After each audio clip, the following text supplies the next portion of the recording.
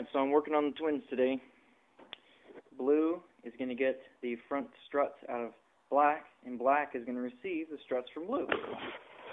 So, here we go. I'm going to have some fun today. Just tired of the bumpy, bouncy ride from the springs that I lowered in the blue car. I'm just going to go and swap them real quick. Shouldn't take me too long. So, got the nice hot coffee there. And the garage is kind of warm because I just drove a blue car, so the engine heat kind of warmed it up in me a little bit, and shut the door, and good to go. Alright, so here we go.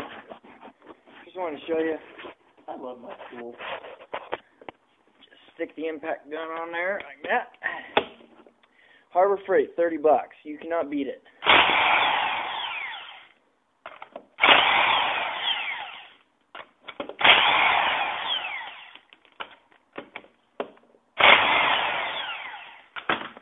That was so much easier than doing it the other way. Oh, I love it. Alright, so I'm going to show you how easy it is to remove a strut out of these little escorts. So what you want to do is you want to get yourself a nice deep-walled 14mm socket. Go on there, okay? Break all those bolts loose, alright? Don't take them out, just break them loose. And then you're going to get down in here, and you're going to get your 17mm deep-walled socket on those there. Break those loose. You have to put a ratchet, or you have to put a wrench on the other side there to hold it steady, you know, whatever. And break those loose. Take that little clip that holds the brake hose on there. Take that little clip out. And then that's it. Just take the bolts out the rest of the way there.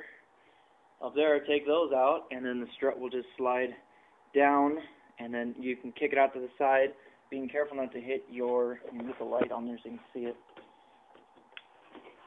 You want to be careful not to hit your half shaft boot and rip a hole in it, because then your grease will fly out and then you'll have a bad CV joint.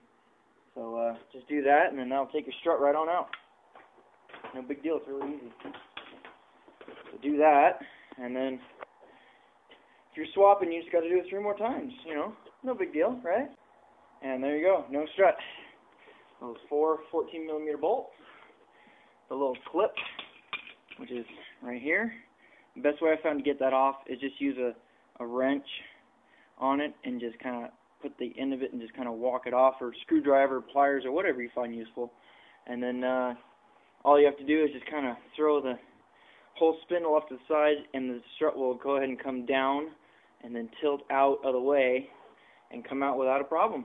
So there you have that. And then you want to be careful this doesn't move around too much, because your half shaft can pull out a boot there if you let it come out too far, which would really stink. So just kind of keep it tilted in a little bit and just tilt it to either side, you know, and whatever way you find best. I found it best to tilt it forward towards the front of the car, and the other side should be the same way. Alright, so done. Well, it took about an hour and a half or so, and I kind of cleaned up stuff as I went. So just so you can see the difference here, let's see if I can show you the difference in height. Just enough to notice. Plus, this car's got low-profile tires on it, so that brings it down a little bit. You can see the sidewall difference between that tire and that tire. But that brought my car up quite a bit, and it should be a way smoother ride. And you can see the difference there between the two cars. Just bring it down there. Yeah. Anyways, and then I got to change out the rear suspension because the front end is a little bit higher than the rear end now, but yeah, boo-hoo, I'm putting it back to stock, but you know what? It's a daily driver, so I like the nice, soft ride, and it still handles great because I got those end links in there, and and then the strut tower braces. It does pretty good, and I took my header wrap off because I was tired of looking at how junky it was. I'll get ceramic coating someday, but yep, the twins. Sweet.